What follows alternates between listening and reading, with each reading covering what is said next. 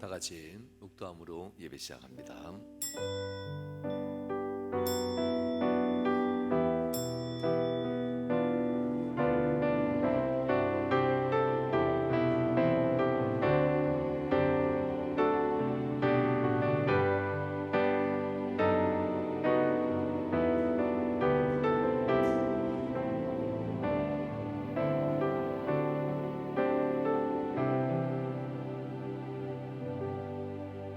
하나님은 영이시니 예배하는 자가 신령과 신정으로 예배할지니라.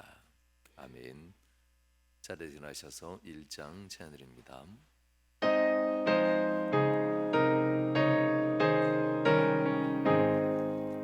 만복의 근원 하나님, 온 내성 찬송 드리고 저 전사여 찬송하세.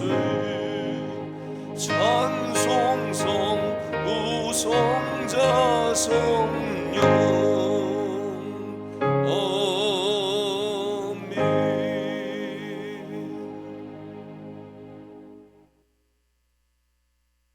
사도신경으로 예신하고 고백합니다. 전능하사 천지를 만드신 하나님 아버지를 감사하며 그 위아들 우리 주 예수 그리스도를 믿사오니 이는 성녀로 잉태하사 동정녀 마리아에게 나시고 본디오 빌라도에게 고난을 받으사 십자가에 못 박혀 죽으시고 장사한 지 사흘 만에 죽은 자 가운데서 다시 살아나시며 하늘에 오르사 전능하신 하나님 우편에 앉아 계시다가 저리로서 산자와 죽은 자를 심판하러 오시리라. 성령을 믿사오며 거룩한 공회와 성도와 서로 교통하는 것과 죄를 사하여 주시는 것과 몸이 다시 사는 것과 영원히 사는 것을 믿사옵나이다. 아멘.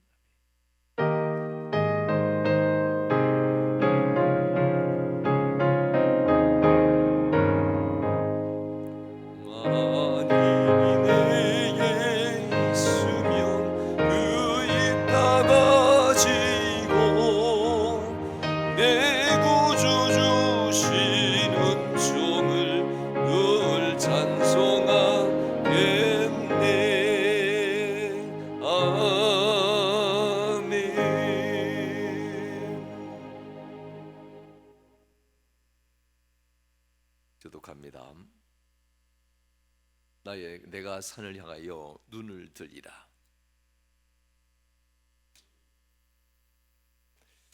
나의 도움이 어디서 올까? 다시 한번 읽으시 바랍니다.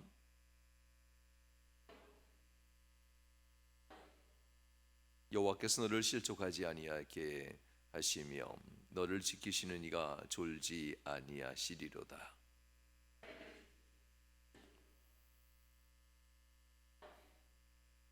여호와는 너를 지키시는 이시라. 여호와께서 내 오른쪽에서 내 그늘이 되시나니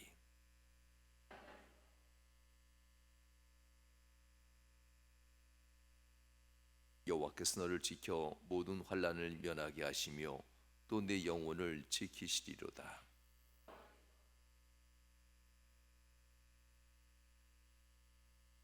아멘.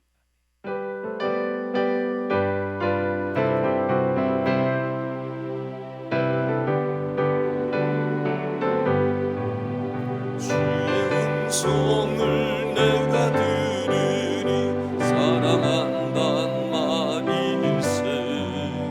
있는 마음으로 주께 가오니 나를 영접하소서.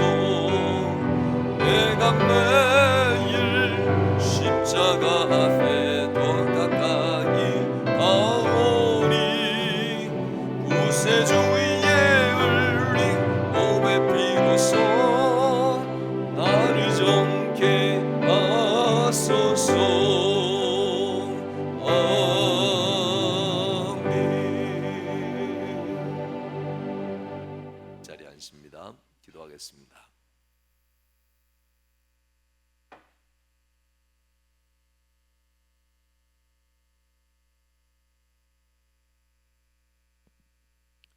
할렐루야. 고맙고 감사하신 하나님 아버지, 감사를 돌려드립나이다.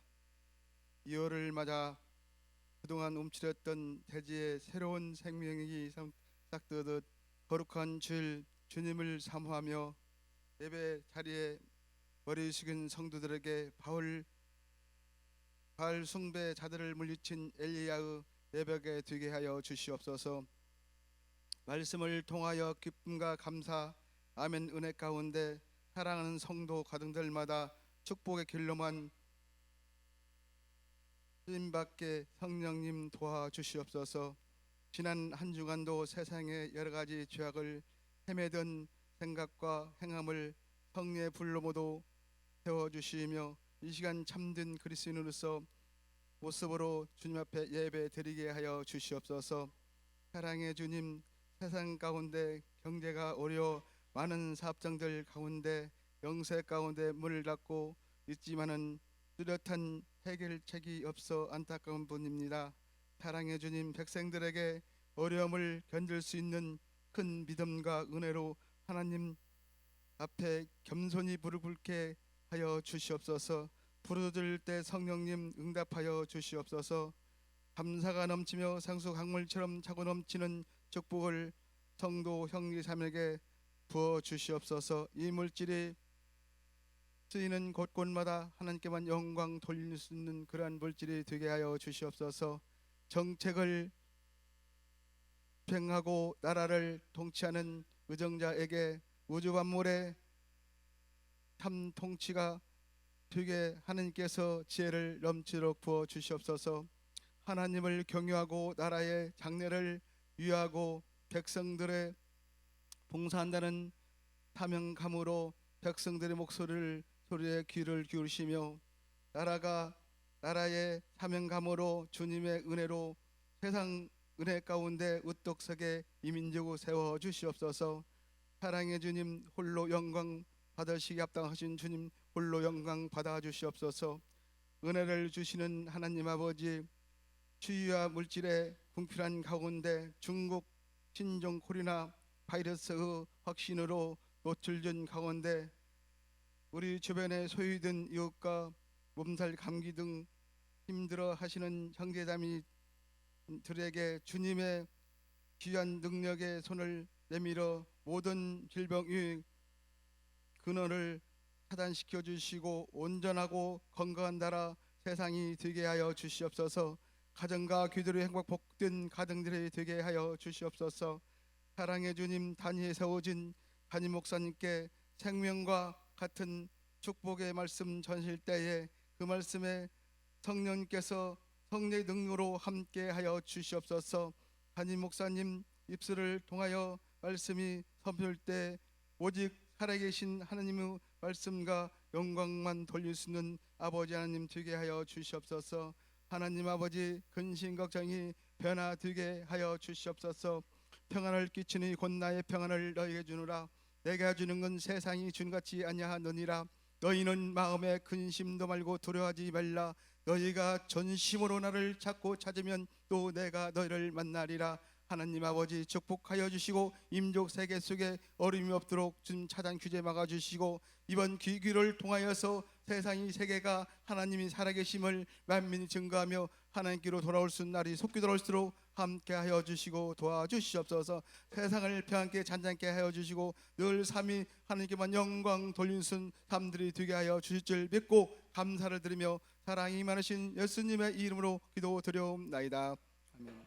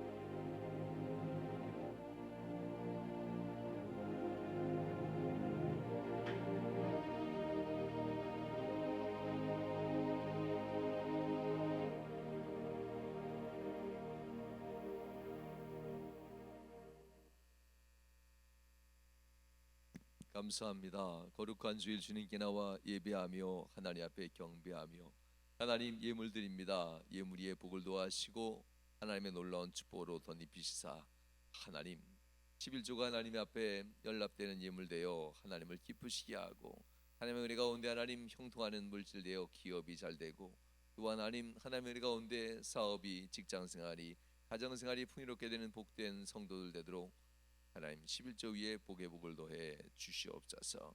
또 하나님 이 시간 감사의 물 드립니다. 감사 위에 은혜 더하시고 하나님 복 주시되 응답하심도 거절하심도 기다리게 하심도 하나님 감사가 되는 시간들 되게 하여 주시옵소서. 또 하나님 앞에 가든지 보내든지 주의 명령에 따라서 선경금 드립니다. 하나님이여 하나님 우리가 받은 바 사명 주님 오실 그날까지 완전히 이루어 드려야 될 사명 복음을 증거하고 열매 맺을 사명에 함께 동참하는 성도들이오니 먼 곳에서 선교사로 사역 감당하는 선교사님들에게 심강력도 하시고 또한 어려운 곳에서 목회하고 있는 목사님들에게 작은아마 위로의 손길 되는 예물 되도록 주님 은총도 하시고 하나님이 드린 이들에겐 선지자의 복이 임하게 하여 주시옵소서. 또 하나님 앞에 주님의 사랑을 감사하며 하나님의 사랑을 나누며 예물 드립니다. 하늘 사랑에 이 예물이 복 주셔서 이 예물이 하나님 어렵고 힘든 이들에게 전달되게 하시고 하나님 코로나19로 인해서 더욱더 힘들고 어려운 이들에게도 전달되어 줄 수 있도록 우리의 마음에 은혜도 하여 주시옵소서. 하나님 또한 주께서 은혜도 하셔서 하나님 앞에 간절한 소원과 기도의 제물 가지고 구하는 1,000번지의 제물들이 있습니다. 하나님 1천의 제물이 다 채워지는 그날 하나님의 놀라운 축복이 임하게 하시고 하나님의 역사를 보도록 축복하여 주시옵소서. 이 시간도 또한 하나님 앞에 가정에서 예배드리며 하나님 앞에 내 가정 호주가 되신 주님께 감사하며 예배하는 성도들이 있습니다. 가정에 복 주시고 주의 하나님 보혜롱을 덮이시며 주의 날개 기다려 보호하셔서 강건케 하시고 승리케 하여 주옵소서. 또한 하나님 속회는 드리지 못했지만 하나님 속장과 부속장과 더불어 속도원들이 함께 돌봄과 양육으로서 하나님 한 주 동안 또한 지킨 시간입니다. 주여 이 주간 기억하시고 속회가 하나님 더욱더 따뜻한 마음으로 돌봄의 시간 되도록 은혜 도하여 주시옵소서. 이 시간 주일 예배로 또한 예배하며 주일원금 주정금으로 예배하는 모든 성도들에게 복 주시고 함께한 모든 이들에게 역사하시고 함께하심을 간절히 바라며 예수님 거룩한 이름으로 축복하며 기도하옵나이다. 아멘.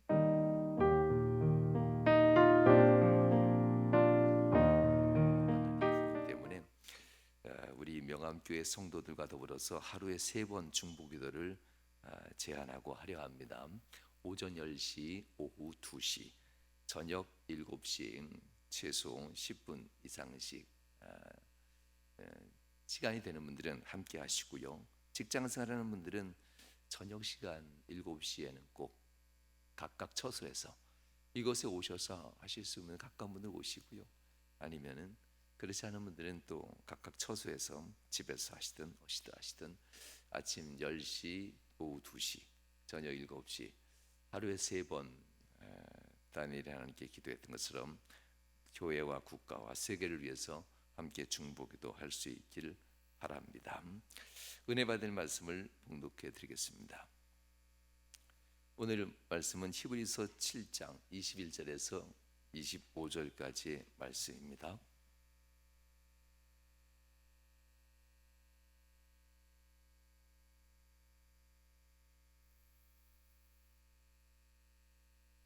봉독해 드리도록 하겠습니다. 그들은 맹세 없이 제사장이 되었으되 오직 예수는 자기에게 말씀하신 이로 말미암아 맹세로 되신 것이라. 주께서 맹세하시고 뉘우치지 아니하시리니 네가 영원히 제사장이라 하셨도다. 이와 같이 예수는 더 좋은 언약의 보증이 되셨느니라. 제사장 된 그들의 수요가 많은 것은 죽음으로 말미암아 항상 잊지 못함이로되 예수는 영원히 계심으로 그 제사장 직분도 갈리지 아니하느니라. 그러므로 자기를 힘입어 하나님께 나아가는 자들을 온전히 구원하실 수 있으니 이는 그가 항상 살아계셔서 그들을 위하여 간구하심이니라. 아멘. 할렐루야. 전염병이 지금만 있는 것이 아니라 성경에도 등장합니다. 전염병이 있었을 때 그들은 어떻게 했을까? 출애굽기에도 나오고 하나님이 그들을 징계했던 순간들도 종종 등장하는데요. 전염병이 있을 때 그들은 어떻게 했을까? 그들의 전염병이 있을 때 두려워하고 떨었습니다. 똑같이 무서워했습니다. 근데 전염병을 통해서 병을 무서워한 것이 아니라 하나님이 이렇게 우리를 심판하시는구나, 그것 때문에 무서워했다는 것을 성경을 통해서 알게 됩니다. 전염병이 있을 때 우리는 무엇 때문에 무서워할까? 하나님 앞에서 범사에 믿음이 있는 사람은 하나님의 역사 때문에 두려워하게 될 것이고, 믿음이 없는 이들은 병 자체 때문에 세상 사람들은 두려워하게 될 겁니다. 사랑하는 여러분, 똑같이 병이 걸리면 치료받고 회복될 겁니다. 어떤 이들은 세상을 더 무서워하는 사람으로 회복될 것이고, 어떤 이들은 하나님을 더 경외하는 사람으로 회복될 겁니다. 여러분들은 과연 어느 편에 서 있는 분들입니까? 세상을 두려워하며 병을 고침받는 부류의 사람이 될 것인지, 아니면 이 일을 통해서 하나님을 더 경외하고 하나님을 더 두려워하는 사람으로 바뀌어지고 설 것인지, 이것은 철저하게 우리 자신에게 달려있음을 기억하시길 주님으로 부탁을 드립니다. 그런 의미에서 히브리서는 불완전한 인간의 사역을 폐하시고 완전하신 회복, 완전하신 은혜를 베푸시는 예수 그리스도의 사역으로 바꾸신다라는 내용이 히브리서입니다.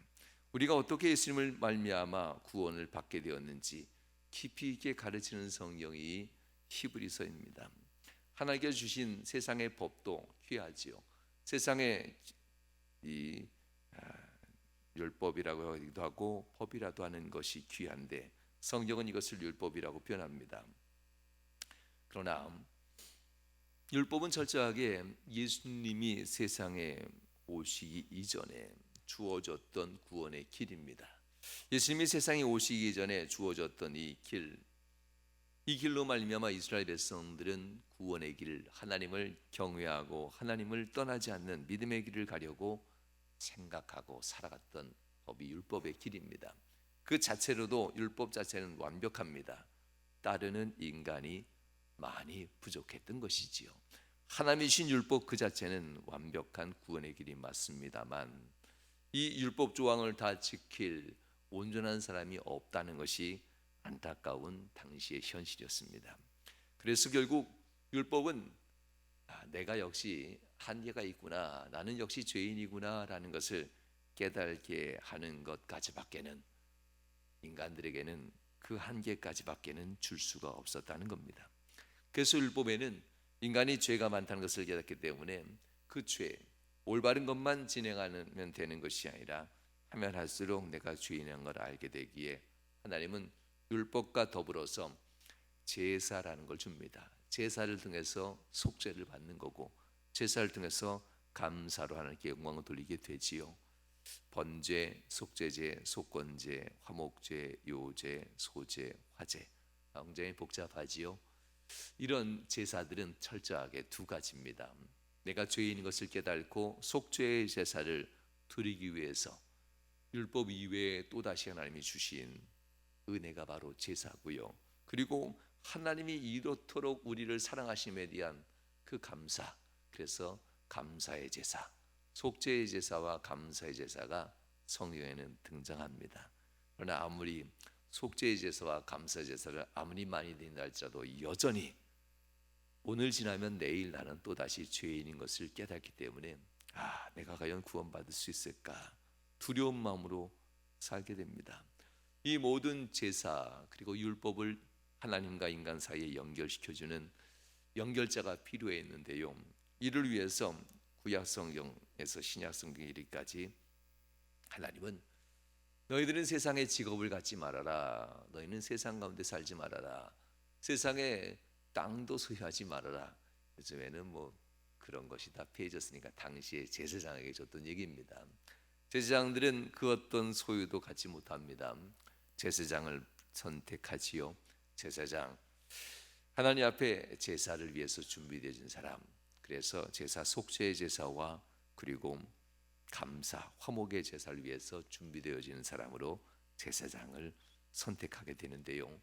12지파 중 아무나 선택하는 것이 아니라 12지파 중 대표 맏아들만 나와라 하면서 태국의 불교는 아들들이 꼭 1년이든 2년이든 몇 개월이든 불교에 귀화했다가 다시 나오지요. 장자들을 이렇게 뽑아도 되는데 하나님은 뒤죽박죽을 싫어하는 분입니다. 그래서 12지파의 장자가 아니라 한 지파가 나에게 구별된 고라신이라고 하죠. 내게 구별된 지파가 되었다며 레위 지파를 선택하는 겁니다. 그리고 레위 지파는 땅을 주지 않습니다. 단 집 지을 수 있고 텃밭 정도 운영할 수 있는 땅만 레위 지파한테 주고 먹고 살 만한 땅은 주지 않습니다. 11지파들은 그들이 먹고 살 만한 모든 땅을 다 주지요. 그들은 전문적으로 성전 봉사를 하라라고 하며 구별된 사람들입니다. 하나님의 말씀대로 개인적 소유나 세상에서 사업으로 성공하는 이러한 일들을 그러므로 그들은 해면 안 됩니다. 왜냐하면 세상 사업을 하는 이런 사역자들은 결국 사업에 마음이 뺏기기 때문에 기질 자체가 사업가일 뿐입니다. 그래서 하나님은 세상 사업을 하지 못하게 하고 전문적인 성전 봉사에 힘쓰게 하게 됩니다. 그러므로 성공이란 없습니다. 소유도 없습니다. 이스라엘 백성들을 위한 일, 곧 하나님의 마음을 이스라엘 백성에게 전하고 이스라엘 백성의 죄를 하나님 앞에 속죄하는 것, 이 일을 위해서 제사장들이 2000년 넘는 세월, 아니 4000년이 넘는 세월이죠, 이 일을 감당합니다. 그러나 제사장이 완벽하다면 제사장은 죽지 말아야 되겠지요. 그러나 제사장도 나이가 들어가고 제사장이 죽습니다. 죽는다는 뜻은 이걸 확증하지요. 죄의 삭은 사망이다.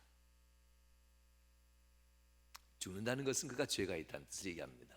제사장이 죽을 때마다 그렇게 존경하고 그렇게 사랑스러웠던 제사장이 죽을 때마다 귀한 분 가셨습니다라고 성경은 얘기하지 않습니다. 너도 별 수 없는 죄인이었구나라는 것이 증명되어지는 겁니다. 아쉬운 삶이 갔습니다라고 세상은 얘기하지요. 더 살면 좋겠는데, 그러나 성경은 철저하게 내가 아무리 날고 겨도 너는 별 수 없는 죄인일 뿐이다. 그러니 너는 죽는 것이다라고 성경은 항상 그렇게 얘기합니다. 아무리 뛰어난 제사장이라 할지라도 그래서 이스라엘 백성들은 아무런 아쉬움을 갖지 않습니다. 부족한 자가 제사장의 직무를 감당했구나 라는 것밖에 없습니다. 그렇게 4000년이 지나고 신약 시대가 오게 되지요. 하나님께서는 이러한 제사 제도로는 더 이상 백성들을 완벽하게 구원할 수 없다는 것을 아시고 이미 1000년 전부터 하나님은 준비하십니다. 예수께서 진정 대제사장이 되었다라는 이 말씀, 오늘 히브리서에서 하는 거지요. 인간적으로 부족한 제사장들이 피하고 이제 우리의 모든 연약함을 짊어질 완벽한 대제사장. 그래서 그 대제사장은 죽지도 않고 바뀌지도 않고 직분을 내려놓지도 않고 한번 대제사장에 대한 이 사람은 영원히 제사장 부분을 가질 수 있다고 하는 것. 그가 죽지 않는다는 것은 죄가 없다는 것이고, 그가 죽지 않으므로, 그가 죄가 없으므로 그가 행하는 모든 제사는 완벽한 제사가 된다는 겁니다. 그가 죽는다면 제사가 완벽하지 않기에 또 다른 누군가가 또 다시 제사를 해야 되겠지요. 그러나 예수님은 이전의 레위 지파의 제사장들과는 다르고 그들은 죽었지만 예수님은 죽지 않는 영원한 제사장으로서 서셨다라고 성경은 얘기합니다. 이 부분에 대해서 오늘 잠시 얘기하려고 합니다. 하나님의 아들로서 흠이 없으신 예수님께서 십자가의 속죄 제물로 자기 스스로를 제사의 제물로 쓰죠. 속죄의 제사. 그리고 이 속죄의 제사는 죽은 자로서 완결되는 것이 아니라 다시 예수님이 살아나심으로써 그 속죄의 제사, 내가 죽었다 그리고 내가 살아났다.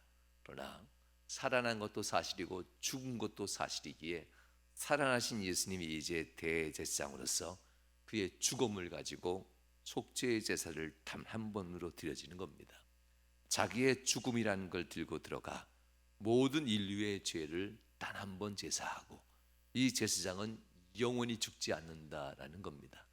그래서 모든 인류가 또 다른 속죄의 제사는 필요 없다라고 하고, 예수님은 지난주에 말씀한 것처럼 이미 목욕한 자에게는 발만 씻으면 돼 라고 하는 이유가 그런 이유입니다. 너의 모든 원죄가 다 사해졌고 이제 네가 발이 좀 더러워진 것, 매일 일상 있는 더러움만 씻으면 되지 않겠느냐 하면서 예수님이 지난주에 우리에게 주신 말씀이기도 합니다. 사랑하는 여러분, 이렇게 주님께서는 완벽한 제사장으로 우리에게 오셔서 우리의 모든 죄와 허물을 다 깨끗이 단번에 씻어주실 분으로 오셨습니다. 2000년 전 이스라엘 백성들에게도 이 말씀은 똑같이 증거되어졌습니다. 그런데 기억할 것은 현실입니다. 현실과 믿음이 참 묘한 건데요, 당시 이스라엘 백성은 이미 성전도 사라진, 그리고 모든 것이 사라진 아주 위험한 상황이었죠. 나라도 빼앗겼고 왕도 없고 더 이상 선지자의 역할을 하는 사람들도 사라져버리는 시대. 그들에게서 오직 종교적인 지도자는 단 한 그룹만 남아 있었습니다. 제사장이었습니다. 왕이나 정치적 지도자는 로마 식민지였으니 세울 수가 없었고요. 이스라엘 백성들의 정신적인 지주가 될 수 있었던 유일한 한 그룹이 있었는데 제사장 두룹만 패하지 않았던 겁니다. 그런데 예수님이 오셔서 그 제사장들이 썩었다라고 지금처럼 얘기하면요, 그 제사장 가지고는 너희가 말씀도 은혜도 하나님의 구원의 어떤 길도 안내받을 수 없는 자들이 바로 너희들이 믿고 있는 제사장이다라고 말하니, 유일한 희망이 제사장인데 우리에게 예배를 인도하고 하나님 앞에 우리를 위해서 말씀을 전해줄 사람이 저 제사장밖에 없었는데 예수님이 오셔서 그들이 잘못됐다, 부족하다, 그들은 올바른 길로 인도하지 못한다라고 얘기한 이때에 예수님을 얼마나 싫어했을까, 얼마나 제사장들은 예수님을 죽이고 싶었을까. 히브리서를 보면은 그 이면이 들려지게 됩니다. 엄청난 충격입니다. 레위 지파 제사장들, 제사장뿐만 아니라 레위 지파 제사장들까지도 다 폐하여야 한다는 이 예수님의 이 말씀은 엄청난 충격이었고, 예수님을 이로 인해서 죄인으로 만들어 죽이려고까지 했던 것이고, 결국은 그 죄를 뒤집어 씌워서 예수님을 죽이게 되지요. 레위 지파 제사장은 이처럼 불안정한 제사장이었습니다. 그들이 드렸던 제사도 다 불안전합니다. 그들은 결국 다 사라져 버리게 되지요.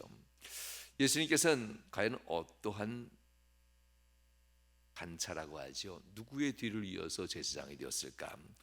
오늘 본문은 바로 이 부분을 얘기하는데요, 21장은 시편 110편 4절에 있는 말씀을 인용합니다. 여호와는 맹세하고 변하지 아니하시니, 이 주라고 표현되는 부분입니다. 21절에 나온 말씀인데요, 여호와는 맹세하고 변하지 아니하시리니 이르시기를 너는 멜기세덱의 서열을 따라 영원한 제사장이라 하셨도다. 장차 오실 메시아로서 인간의 반차가 아니라 메시아의 이 서열, 그 반차를 따라서 예수님이 오셨다라고 얘기합니다. 창세기 15장에 14장에 바로 멜기세덱이 등장합니다. 이 멜기세덱, 그에 대해서 오늘 히브리서 7장 3절은 이렇게 이야기합니다. 그는 아버지도 없고 어머니도 없고 족보도 없고 생애의 시작도 없고 생명의 끝도 없느니라. 그는 곧 하나님이고 하나님의 아들과 같고 언제까지 영원히 제사장으로 계신 분이다. 이렇게 이제 쉬운 성경에서 표현합니다. 바로 하나님 자체를 얘기하죠. 멜기세덱이 아브라함에게 11조를 받으면서 아브라함의 멜기세덱 제사장을 높이며 경배하는 이 장면에 나왔던 말씀입니다. 멜기세덱 이 제사장은 바로 예수님을 상징하는 것이었고, 예수님이 바로 제사장이었고, 이스라엘 백성이 시작하는 그 역사의 처음부터 예수님은 함께 하셨고 그들에게 대제사장으로서 준비하고 계셨다는 것을 창세기 14장에서는 이미 얘기해 주고 있습니다. 사랑하는 여러분, 예수님이 이제 11서 7장에 그렇게 대제사장으로서 이 땅에 오셨다. 레위 지파의 후손도 아니고 유다 지파의 후손이기 때문에 된 것도 아니고, 예수님은 이미 처음부터 멜기세덱의 반차, 그 반열을 따라서 예수님이 이 땅에 오셨다라는 겁니다. 사랑하는 여러분, 누군가의 좋은 지도가 있으면 믿음의 생활이 잘 된다라고 하면 신천지에 빠질 가능성이 높습니다. 정말 말씀의 이 연결을, 짝짓기를 정말 교묘하게 합니다. 말씀의 짝짓기 연결을 그렇게 하면 안 되지요. 그런데 사람의 두려움을 정말 잘 이용하지요. 집안에 문제 없는 사람이 어디 있겠습니까? 그 두려움 하나하나를 마치 성경이 만병통치약은 맞는데 이 말을 잘 들으면 삶의 인생의 모든 문제가 풀릴 것으로 해석해주고 연결해주는 연결고리를 교묘하리 마치 성경 말씀을 연결하면서 가르치는 것이 신천지고 하나님의 교회 이런 이단입니다. 예전엔 JMS라고도 표현했던 이단들이죠. 이런 이단들이 다 사람의 두려움, 염려를 교묘하게 파고들어서 그것을 가르치겠다라고 하지요. 이미 우리는 고해성사하지 않습니다.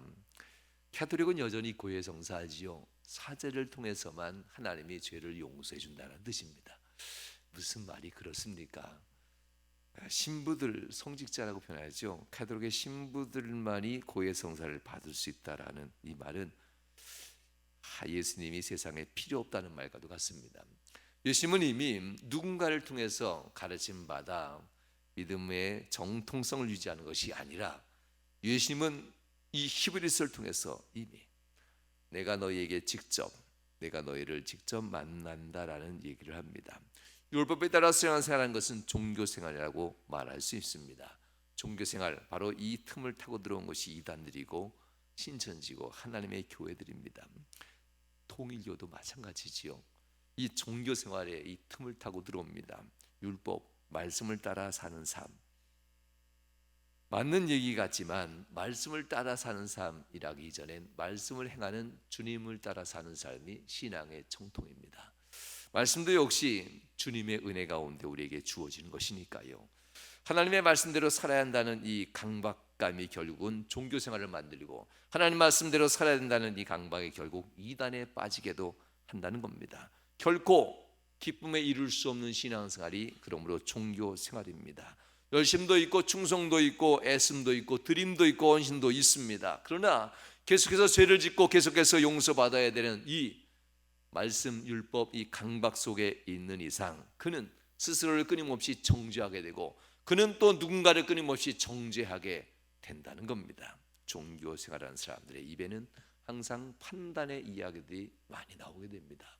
사랑하는 여러분, 이런 불안전하고 두려움에 사로잡힌 인생들은 종교생활을 하게 될 것이고 예수님의 인도함을 받지 못할 겁니다. 그러나 예수님을 믿고 따르는 사람들, 이 사람들은 마태복음 11장 28절에서 이렇게 얘기합니다. 수고하고 무거운 짐진 자들아 다 내게로 오라. 내가 너희를 쉬게 하리라. 율법생활이 무거운 짐이 지고 고통당하는 당시 사람들에게 주신 말씀이고 지금 종교생활을 하려 하는 우리들에게 주는 말씀입니다.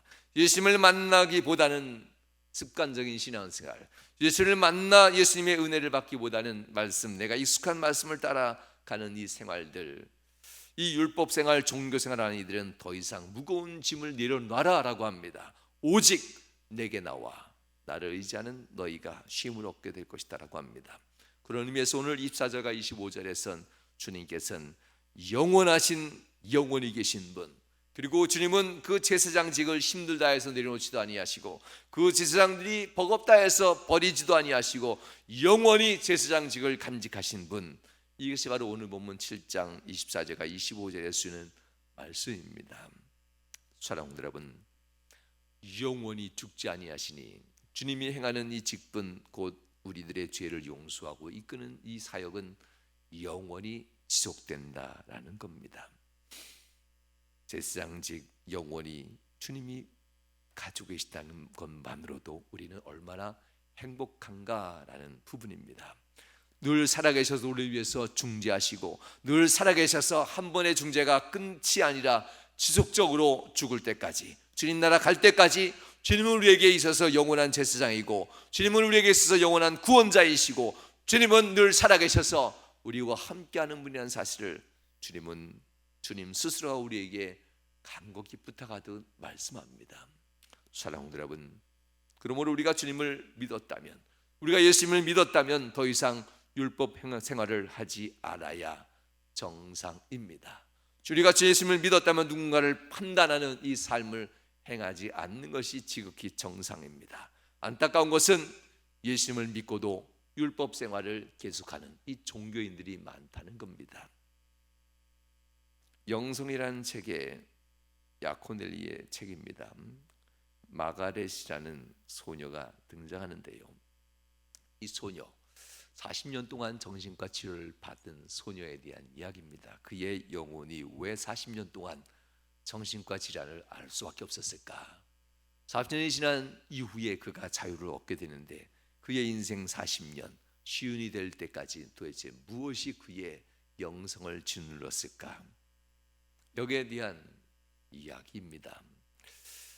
그녀가 마가렛이란 이 소녀가 9살 때 학교에 이짐이 다니게 되죠. 8살부터 우리도 학교 다니니까요.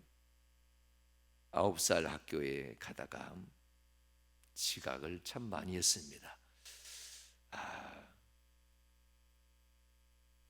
시간 약속 참 중요하게 생각하는 분들 많지요. 선생님도 엄청났나 봅니다. 안타깝게도 그녀가 만난 선생은 시간에 강박이 있을 만큼 시간 약속에 있어서 철저한 것을 따르는 간어라는 선생님이었습니다. 너무나도 이것이 엄격했기에 이 간어라는 이 선생님은, 간어 선생님은 교회 생활도 성실하게 열심을 다합니다.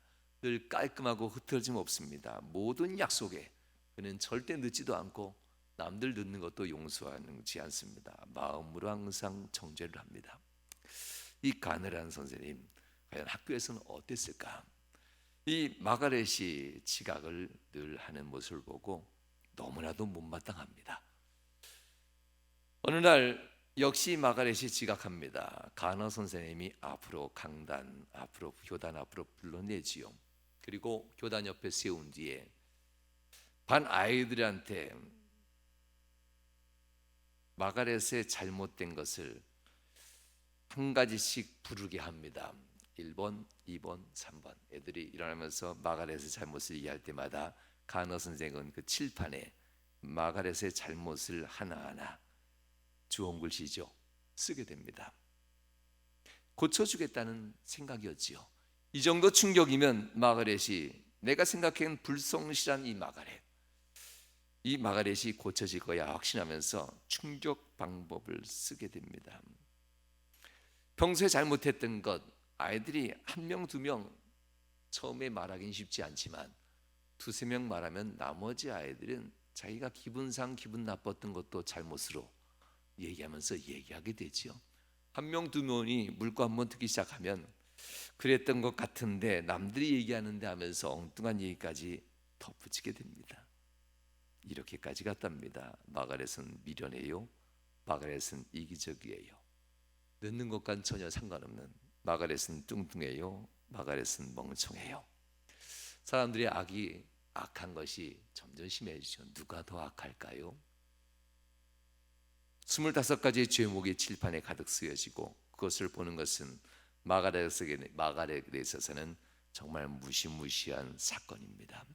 영혼에 새겨져 지울 수 없는 독이 되는 순간입니다. 9살 소녀에게. 그날 집에 돌아온 마가렛은 침대에 쓰러져 울었고 눈물로 그 고통을 씻으려했지만 씻어내지 못했습니다. 결국 이 마가렛이라는 여인은 40년 50세가 될 때까지 정신과 치료를 받고 그리고 살아계신 예수님을 만난 후에야 자유함을 얻었다라는 이 책의 내용입니다. 사랑하는 여러분, 율법 생활하는 사람은 사랑하라, 용서하라, 기뻐하라, 감사하라, 그리고 정직하라, 올바르게 살아라. 그들도 똑같이 말하지요. 율법을 말하는 이상 결국 사람에게 상처를 주게 됩니다. 율법을 말하는 이상 율법을 듣는 모든 사람들이 똑같이 율법을 행하는 판단한 사람으로 바꿔버리게 됩니다.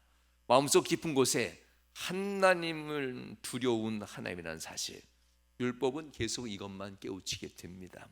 그러나 예수님을 믿는다면서도 여전히 율법 생활, 종교 생활을 하는 이들은 예수님과의 인격적 만남의 고리가 형성되지도 않았고 깨어져 있기 때문에 하나님 앞에 만날 때마다 예수님이 얼마나 내게 기쁨인가를 사람들에게 얘기하기보다는 저 사람은 저래서 문제고 이는 이래서 문제고 이 일은 저래서 문제다라는 이 말을 입에 다룰 수밖에 없습니다. 예수님은 내게 인생에 얼마나 기쁨인가. 율법 생활을 벗어나고 종교 생활을 벗어나고 예수님을 만난 이 믿는 자들은 이것이 가능합니다. 이사야서 41장 10절에 있는 이 말씀은 이렇게 얘기하지요. 두려워 말라, 내가 너와 함께함이라. 놀라지 말라, 나는 너의 하나님이 됨이라. 내가 너를 굳세게 하리라. 참으로 내가 너를 도와주리라. 참으로 나의 의로운 오른손으로 너를 붙들리라. 율법이 아닙니다. 종교생활이 아닙니다. 나를 만난 사람들, 너는 기쁨으로 살게 된다라는 이야기입니다. 이것이 예수님께로부터 이루어집니다. 예수님을 믿으면 두려움에서 자유함으로, 근심에서 기쁨으로 나가게 됩니다. 예수님을 믿으면 판단과 비판에서 섬김과 사랑으로 삶이 바뀌어지게 됩니다. 예수님을 믿으면 우리 인생은 바뀌어지게 됩니다. 하나님 말씀대로 살라고 명령만 하지 아니하고 그들을 품고 돌봐주는 사랑의 사람으로 바뀌어지게 됩니다. 우리와 함께 하시면 하나님 말씀대로 살게 해주시는 것, 바로 이것이 예수님입니다. 내가 말씀을 잘 지킴으로써 주님과 함께 한다고 하는 이 종교생활이 아니라 내가 주님을 믿으면 믿을수록 말씀이 쉬워지는 진정한 신앙생활로 바뀌어지게 된다는 겁니다. 여러분들은 어떤 삶을 살고 있습니까?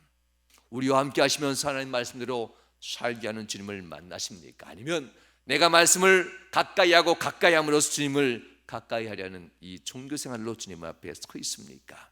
요한복음 요한일서 5장 11절에선 이렇게 얘기합니다. 하나님께로부터 난 자는 다 범죄하지 아니하는 줄을 우리가 아노니 하나님께로부터 나신 자가 그를 지키심에 악한 자가 그를 만지지도 못하느니라. 할렐루야. 여러분, 하나님께로부터 난 자 맞습니다. 다 범죄하지 않게 됩니다. 이것은 내가 말씀을 지켜서가 아니라 내 곁에 계신 예수님, 바로 하나님께로부터 나신 자 예수께서 우리 곁에서 있기에 내가 다 하나님의 자녀된 이 권리가 얼마나 강합니까? 주님이 내 곁에 있으니 악한 자가 나를 만지도 못하도록 하시니 내가 범죄하지 않는다라는 이겁니다. 사랑하는 여러분, 하나님 말씀을 지키지 못하여 범죄한 것 때문에 가슴 아파하는 것보다 더 중요한 것은 내 곁에 계신 주님을 의식하지 못한 것 놓고 가슴 아파하셔야만 합니다. 내가 범죄한 것보다 더 중요한 것은 주님은 분명 내가 잘못 행할 때에 내 손을 막으셨을 것이고 내 길을 막으셨을 겁니다. 내 곁에 계셨으니까. 그러나 주님을 뿌리치고 갔던 그 순간을 우리가 가슴 깊이 회개하셔야만 합니다. 말씀대로 살지 못한 것이야 그 다음 일이고요. 우리에게 원수도 용서하라고 말씀하지 않으시고 용서하게 해주시는 것, 율법이 아닙니다. 주님이 내 마음에서 그 마음을 주니까 누군가 판단하고 싶고 미워하고 싶고 싫어하고 싶은 이 마음이 들기도 전에 이것을 씻어내버리고 웃게 만드는 분, 이것은 율법이 아닙니다. 이것은 예수님이십니다. 그래서 복음입니다. 깨달았기 때문에 사랑하는 것이 아니라 주님이 나와 함께하기 때문에 사랑하는 것, 내가 말씀을 많이 알기 때문에 오래 신앙생활하기 때문에 누군가를 사랑하는 것이 아니라 여전히 주님이 내 곁에 계셔서 내가 알지도 못한 사이에 이미 누군가를 사랑하게 하는 이 은혜, 이것이 바로 진정한 신앙생활입니다. 예수 그리스도를 믿는 것은 예수 그리스도의 감동적인 만남이고, 예수 그리스도를 믿는 것은 말씀 때문에 아는 것이 아니라 예수님의 감동적인 이 만남으로 동행하는 삶으로 말미암아 주님처럼 살게 되는 것, 야 나도 이렇게 되네, 이겁니다. 내가 전에는 판단쟁이 말썽부러기 이러한 율법쟁이였는데 내가 어느덧 다 씻어버리고 주님과 동행하며 이것이 되네 라고 하는 이 웃음이 나올 때에 우리들은 진정 신앙인이 됩니다. 선한목자교회 돌아가신 장로님 중에 이상은 장로님이라는 분이 있습니다. 이상은 장로님, 유기선 목사님도 가장 존경하는 장로님, 선한목자교회에서도 굉장히 존경하는 장로님으로 사랑하는 분인데요, 이분이 간암으로 돌아가십니다. 그토록 헌신하고 싶고 존경하셨으면 좀 편안하게 임종하면 안 될까, 그런데 그분은 마지막 임종을 웃으면서 하나님 나라를 보시고 기뻐하는 낯으로 임종하셨다라고 그의 아내된 권사님이 말씀하게 됩니다. 가나안과 축복은 과연 무슨 의미가 있을까? 주님 나라에 안길 때 환하게 웃는 모습으로 안기는 이 이상한 장로님, 주님 나라에 안길 때에 날라오는 돌무더기 속에서 기뻐하는 낯으로 안기는 스데반의 모습들, 어떻게 주님께 안기느냐가 중요하지 어떻게 죽느냐는 별로 중요하지 않는 것 같습니다. 어떤 상태로 내가 죽어가느냐보다도 어떻게 주님을 대면할까, 이것이 훨씬 더 아름다운 결론이라는 것을 성경은 늘 얘기하고, 이 장로님의 삶도 역시 마찬가지입니다. 병원에서 그가 은퇴 후 병원에서 가난 말기 판정을 받습니다. 주위에선 당장 입원하고 치료받을 것을 얘기합니다. 그러나 하나님 앞에 기도하고 서원했던 사역이 하나 있었습니다. 퇴직 후 자원봉사자로 제가 할 수 있는 것, 매일 출근하던 여주 교도소에 다시 가서 이곳에서 재수자들을 섬기는 이 일을 내가 주님 오실 때까지 하겠습니다. 예수님의 복음을 이 재수자들에게 전해주고 바로 세워주는 비전을 이 이상은 장로님은 품고 소망교도소를 더욱더 믿음으로 세울 사명을 가지고 갑니다. 이 사명이 있었기 때문에 주님 오실 때까지 생명 다하도록 이 복음 증가하는 것을 완성하는 이 일에 내 목숨조차도 아끼지 않는다는 이 사도 바울의 고백, 이 고백이 바로 이상은 이 장로님의 고백이었던 것 같습니다. 장로님은 입원하지 않습니다. 그리고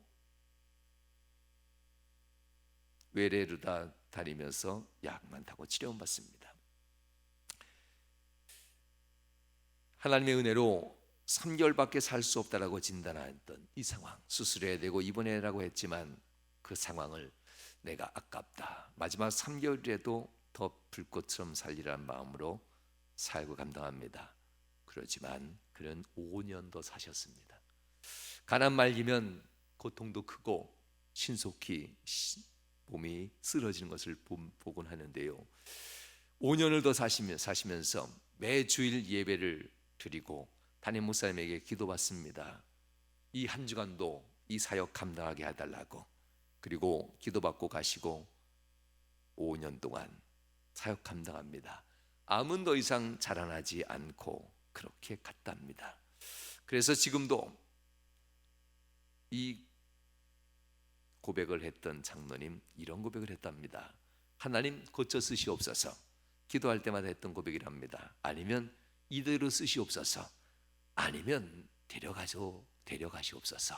이 세 가지 기도밖에 없었답니다. 하나님이 어차피 쓰실 건데 고쳐 쓰시든지 이대로 쓰시든지 아니면 다 끝났으면 데려가시든지. 기쁨이 충만했던 장로님 항상 그렇게 사명을 위해서 항상 기도했답니다. 장로님 오직 하나 기도 제목이 하나 더 있었는데요, 사명 말고 유일한 기도 제목, 소원의 기도 제목은 이것이었습니다. 내가 가나미니 얼굴에 눈에 황달이 올 텐데, 그리고 복수가 찰 텐데, 하나님 황달이 오고 복수가 차면 재수자들이 날 보고 뭐라 하겠습니까? 주여 황달과 복수만 차지 않게 하옵소서. 병색이 가득한 모습으로 교도 사역하지 않고 내가 죽는 순간까지도 병색이 없는 모습으로 사역 감당하게 해달라고 유일한 소원의 기도가 이거였답니다. 하나님은 장로님의 기도를 들어주십니다. 그리고 장로님이 나중에 이렇게 기도합니다. 암이라도 감사합니다. 그러다가 마지막엔 장로님이 이렇게 기도합니다. 암이라서 더욱 감사합니다. 병 때문이 아니었습니다. 하나님 앞에 더욱더 깊이 있고 깨끗하게 만날 수 있었기 때문에 그렇습니다. 아내 정갑연 권사님이고요, 이 장로님이 마지막 5년 이제 수고했다. 하나님이 데려가실 때에 가난 말기 고통스러운 분들 4분을 제가 장례 드리고 마지막 순간을 보곤 했는데요, 강력한 그 진통제 맞지 않으면, 마약성분 진통제 맞지 않으면 마지막 일주일은 너무나 힘들어합니다. 정말 얼굴 황달로 바뀌고 검고 노란 얼굴로 다 바뀝니다. 정말 무서운, 거의 죽은 사람과 똑같은 얼굴로 바뀝니다. 그런데 이 장로님은 정가병 권사님의 말에 의하면 임종하기 전 날 장로님은 천국을 보고 주님을 보신 것 같습니다. 입을 너무나 크게 벌리면서 웃으시면서 주님께 가셨습니다 라고 했습니다. 사랑하는 여러분, 어려움을 당한 것은 누구나 다 똑같습니다. 그러나 이 어려움이 지난 후에 웃을 것인지 일상으로 똑같이 돌아갈 것인지, 이 위험한 일을 만나는 것은 누구나 다 똑같습니다. 그러나 세상을 두려워할 것인지 아니면 예수님과 더불어 기뻐하며 웃을 것인지, 우리는 주님 예수 그리스도와 한 몸으로 연합된 복을 받습니다. 이보다 더 친밀함은 없을 겁니다. 말씀 때문에, 율법 때문에, 종교생활 때문에 내가 믿음 잘 지키는 것이 아니라 여전히 내 곁에서 주님과 한 몸이 되어서 주님이 내 손을 잡으시고 내 손을 막으시고 내 생각을 거두시고 내 육체의 앞길을 막으시며 올바른 길, 바른 길을, 올바른 선택, 올바른 말을 하게끔 이끄는 모든 것들, 내가 인자하고 내가 착해서가 아니라, 내가 똑똑해서가 아니라 이 모든 것들을 주관하는 것은 역시 예수님이시구나, 이것을 우리가 시인하셔야만 합니다. 내 인생을 오래 했다고 내가 착하다고, 다른 사람보다 선하다고, 그래서 내가 좀 믿음을 잘한다고 하는 것은 다 교만입니다. 예수님이 내 곁에 있는 이상 예수님이 모든 것을 다 하신다라는 겁니다. 올바르지 않고 거짓된 것은 내가 하는 선택이고, 바르고 선하고 아름다운 것은 다 주님이 나를 막으셨기 때문에 내가 할 수 있는 일이라는 사실, 주님도 누구도 판단하지 않습니다. 주님이 만약 판단하셨다면 아무도 구원할 수 없었겠지요. 주님은 그 생명까지 내두시면서 아무도 판단하지 않으시고 우리에게 곁에 계십니다. 그러므로 우리도 모든 선한 것을 주님의 말씀에 따라 행할 수 있길 주님으로 축원합니다. 우리의 입술과 우리의 삶 속에는 모든 더러운 것과 추한 것과 올바르지 않은 것, 주님이 행하지 않은 모든 것들은 다 거두어내시고 주님의 친히 영원한 제사장에 드신 주님 앞에 우리의 삶을 내어드리고 주님과 더불어 동행하는 그러한 삶, 은혜의 삶 살으셔야만 합니다. 시간, 어렵고 힘든 시기입니다. 어렵고 힘든 분위기, 위협 속에 우리가 걱정하고 근심합니다. 잠깐 말씀드린 것처럼 정치인들은 어떻게든지 면죄부를 받으려 할 겁니다. 우려가 현실되지 않도록 모든 종교인들과 기독교인들에게 대해서 이 어려움을 감당하도록 맡기는 이 일들이 드러나지 않도록 우리가 더욱더 조심해야 되겠지만, 더욱더 기도하고 더욱더 하나님 앞에 주님을 밀접하게 동행하는 삶을 살면서 우리의 문제를 하나님께 내어드리고 우리의 모든 문제를 하나님이 해결하는 은혜의 시간 되시길 바랍니다. 그래서 6월절 예수 그리스도의 보혈의 피와 같은 어린 양의 피를 문설주와 문지방에 바른 후 났을 때에 아무도 죽지 않고 아무도 병들지 아니하고 모두가 다 구원받은 것처럼 예배하는 모든 자들이 하나님 앞에서 보호받고 돌봄받음으로 하나님이 진정 주를 믿는 사람들은 이렇게 승리하게 하는구나, 진정 예수 믿는 사람들은 모든 것이 다 비껴가는 은혜가 있구나라는 이 역사들을 여러분들이 꼭 만드시고 우리 교회가 만들고 우리가 만들어갈 수 있기를 주님으로 축원합니다. 기도하시겠습니다. 좋으신 하나님 감사합니다. 위험할 때는 하나님 돌아가라고 합니다. 그러나 위험할 때일수록 주님 앞에 엎드리고 주님 손 더욱더 굳게 붙잡는 주의 백성들 되게 하여 주시옵소서. 하나님, 세상을 두려워하는 이들이 아니라 주님을 가까이 하는 주의 백성들로 되게 하여 주시옵소서. 오직 주 예수 그리스도 앞에 영원한 제사장 되신 주님과 동행함으로 선한 것, 바른 것, 올바른 것만 이끌게 하여 주옵소서. 복 주심을 간절히 바라며 예수님 거룩한 이름으로 기도하옵나이다. 아멘. 자리에서 일어나셔서 439장 찬양합니다.